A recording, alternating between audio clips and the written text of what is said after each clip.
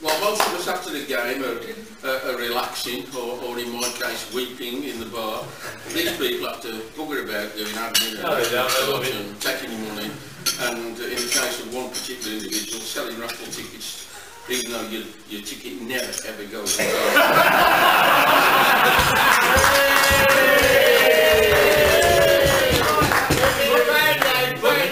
But I'm over that. Next year, I'll put your ticket in. Thank you. For those that don't know me, not that it really matters, but it might help for what follows. I'm Keith Bryan. I don't know a lot of you, I've realised. Some of you may know that I'm starting to get involved a little bit on the financial side of the club's management, and that forms the backcloth to this little offering. For the next few minutes, if you can imagine that in this time of austerity, I have been asked to review the club's finances. And to help me in this, I was involved, how can I put it best, one of our more experienced members, Dave Lewis. I've also, to need some professional help, I've also involved an ex-accountant, a past accountant failed, Ian Lewis. And in this little scenario, we have to come up with a financial plan to help the club. Also to understand it, you have to, and I mentioned this last year I think, when I might have had a drink, you have to understand that in my little Tuesday 3 ball, we often play in front of Alan Fern's group. And we've christened their lot the skaters, because we swear they must be on skates to get round so fast. So, here goes. Give me a moment. This is a very original title. I don't know if any author has ever dreamt this up before. A Shifnal Christmas Carol. It was Christmas Eve at Shifnal, as quiet as the grave. All had long gone home, except Keith, Ian Lewis, and his dad Dave.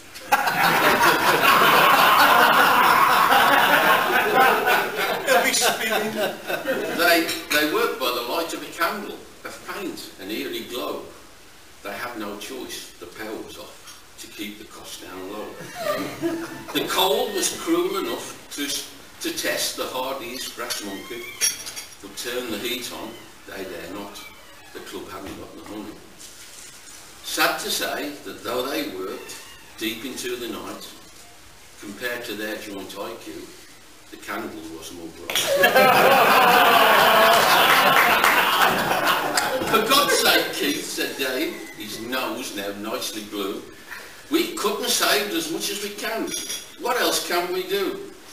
We'll increase the subs, said Keith. They'll just have to double. But not for us life members, said Dave. That'd cause you trouble. I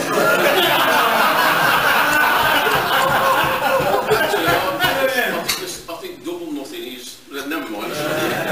Never mind that, said Ian to Keith. You snivelling little git. I have to write this report to committee as to why we're in the bit. So far, I blamed course closures from bad weather every single day. But do you think they will recall it didn't snow in May? Pure fiction, sneered Keith. You might win that author's prize. That man's hooker. Then you confiscate for the club snap team, you miserable little...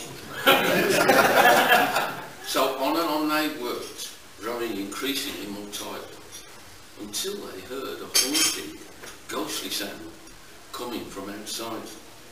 Then through the door there came, with ne'er a shadow cast, a procession of ghostly, spectral figures, the ghosts of Christmas past. First through the door was a scary figure. Was it Sweeney Todd? No, it was our own demon barber, Mr. Slater. It was Bob. Waving a cutthroat razor and sharpening on a strap. Just show me your throat, he cried, I'll cut your handicap.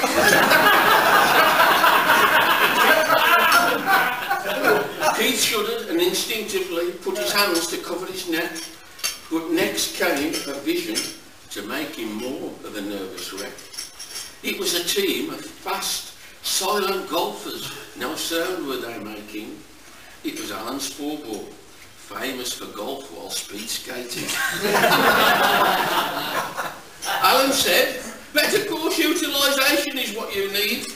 We'll double the membership if we all play at speed.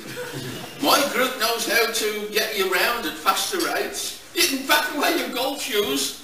We'll all be on skates. The skaters set off as if they were in a race, and promptly melted away and disappeared without trace. Keith was much relieved to be freed from this dreaded curse, but little did he realise things were about to get much worse. A spooky clanking and rattling of chains that made his heart race. Then through the door appeared a haunting, disturbing face. The apparition said, "Would he not? I'm back. I won't let this club fail. It's me, Roger. I've escaped from jail. I've got lots of ideas to generate more money. We'll play the fiddle on Tuesday, Friday, Saturday and Sunday. We'll double the fee and only pay out for above a target score. In future, to get paid, you need 50 points or more." The two's competition is popular, so we'll keep that alive. I'll just tweak the rules a little so that to win, it has to be on a par 5. And the raffle, I've realised how we can make more. From now, the prize for winning is a ticket in next week's draw. And actually, that's a very good idea.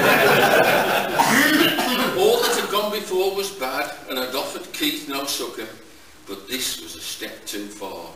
The escape of Roger Tucker. So Keith could stand no more and began to scream and scream, only to be shaken by Dave Lewis saying, "Wake up, you're having a dream." "A dream," said Keith. "A dream? His face a deathly hue? Do you mean that it was just a dream and none of it was true?